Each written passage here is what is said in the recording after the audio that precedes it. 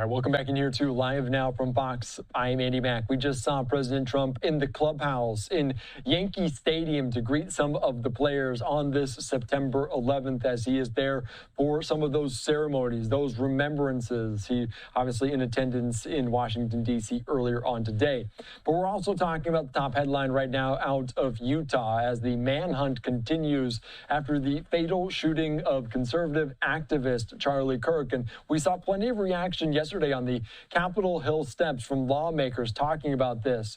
A post from Bloomberg saying after the shocking assassination of Charlie Kirk, lawmakers in Washington reacted with grief, frustration, anger, and fear about their own security. And that is a topic of conversation that we're going to get into right now. Let's bring into it here on Live Now from Fox, Semafor's reporter Eleanor Muller. Thank you so much for joining us here on Live Now from Fox. And you were just noting that potentially President Trump had more security. That seems to be on the forefront of so much people's minds. What can you tell us about your reporting? I was at the Capitol last night and again this morning, and I think the sense among lawmakers is, one, a sadness that this is the point that we've gotten to as a country. There's a lot of urging, a cooling down of the political rhetoric, but at the same time, we're seeing them express a lot of concern for their own safety. Congresswoman AOC was saying that she had a rally in North Carolina this weekend. She's now postponed that rally. Congresswoman Nancy Mace told us that she will no longer be holding outdoor events. She's considering going back to carrying a firearm 24/7. And so we're starting to see a lot of politicians take these additional measures beyond, getting more money from Congress to pay for security to protect themselves. And I want to ask you, because Speaker Mike Johnson, obviously kind of at the focal point of so much of this, obviously the leader in the House, the Republican, a close ally of President Trump, similar to the way that Charlie Kirk was, just as President Trump called him a great American patriot. But just talking about the logistic of the security, what does Speaker Mike Johnson say, and how much of a burden might that be if they try to increase security for all the members? It's a big deal, especially when you're talking about a quote unquote security detail for every member, both in their home districts and now at the Capitol. That Speaker Mike Johnson said today is in the billions of dollars. There's more than 400 members. It's a lot of money. And so what he said is they're looking at every opportunity available. Congresswoman AOC said that, in her mind, it's not even a resource issue. It's a question of a larger scale reevaluation of how Congress handles its security. I think that she said she feels, and other members told us they feel, that the way that Congress addresses threats is decades outdated at this point. It doesn't necessarily account for the internet or for, some of these other things that have come up. And so they want to see a structural reimagining of how they're kept safe while they're serving in these jobs. Do they have security already? Is that something that is allowed by Congress? How much security do they have at this moment? They do have security already. And in fact, they saw a big increase in how much they could spend on security, both at home and monthly while they're in Washington after 2 Minnesota state lawmakers were shot earlier this year.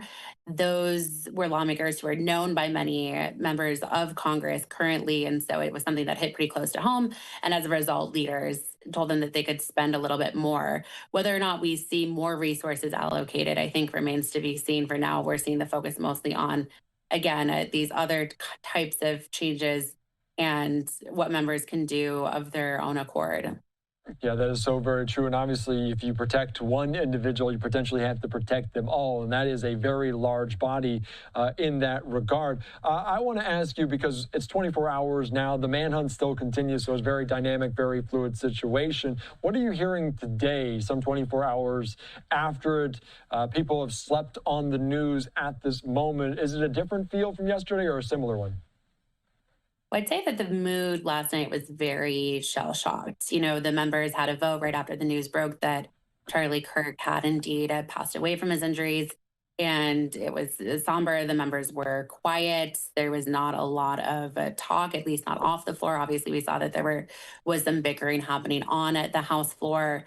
This morning, it seems, folks have processed. Obviously, many are still emotional. They're still hurting after this attack. And it's been really striking to watch, because obviously Charlie Kirk was not an elected official. He was a conservative activist. And still, I think the emotional response for many of these politicians in Washington has been as if he were. Yeah, no, that is a very good point. And everyone was asking about the legacy of Charlie Kirk and his time there in some of those circles. And you mentioned the moment there also on the House floor of some tense moments between Republicans and Democrats. We heard comments from Representative Anna Paulina Luna talking about how Democrats shouted no potentially to a. Can you describe what happened in that moment? What was going on, the moment of silence, the moment of prayer?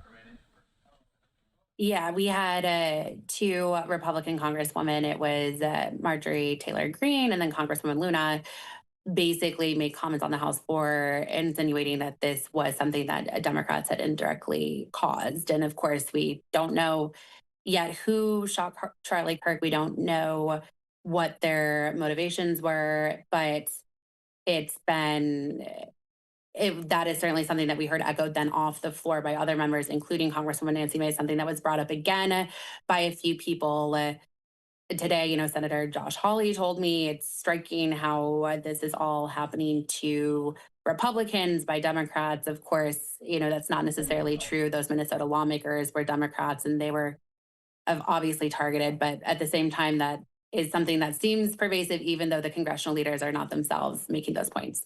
Is there anything tangible to come from this? Because you mentioned talking about lowering the temperature in terms of this because the political violence that no one can get behind. Is there anything out there that people are trying to do? I know it's very quick, short time. We don't know a ton of details. Is there anything out there, any movement in terms of that, of what they can do to drop the temperature, to ease some of this rhetoric? It's a great question. I think it remains to be seen. We're seeing a lot of words right now, not a lot of actions. That's something that Senator Jim Justice pointed out when I spoke to him earlier today. He was like, you're seeing everyone calling on each other to speak more kindly, to bring the rhetoric down a notch. But we're not seeing that necessarily be acted upon. And so whether or not there's more tangible things that Congress can do to deliver on this effort to bring the partisanship down remains to be seen. I don't think anyone's brought it up in the last 24 hours since the news broke, and we'll just have to see. In your eyes, what comes next? Because obviously there's so much for Congress to do, coming back from an August recess, a restart before a potential government shutdown. What are you keeping your eye on? What are you trying to keep your finger on the pulse of?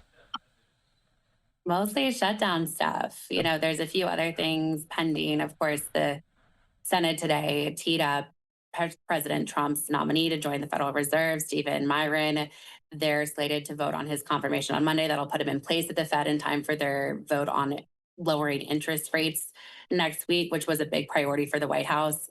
But external of that, I think a lot of the focus is on how members can coalesce around keeping the government open past the end of this month when spending is slated to expire. We're seeing a lot of big talk from Democrats that they're going to insist on, concessions from Republicans on healthcare, specifically extending these Affordable Care Act subsidies that helped keep premiums low during the pandemic.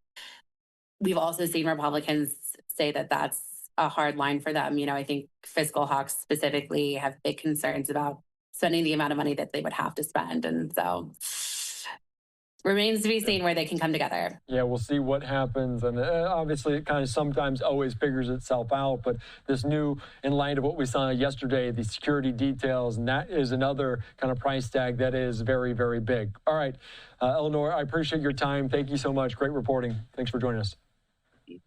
All right, thank you so much.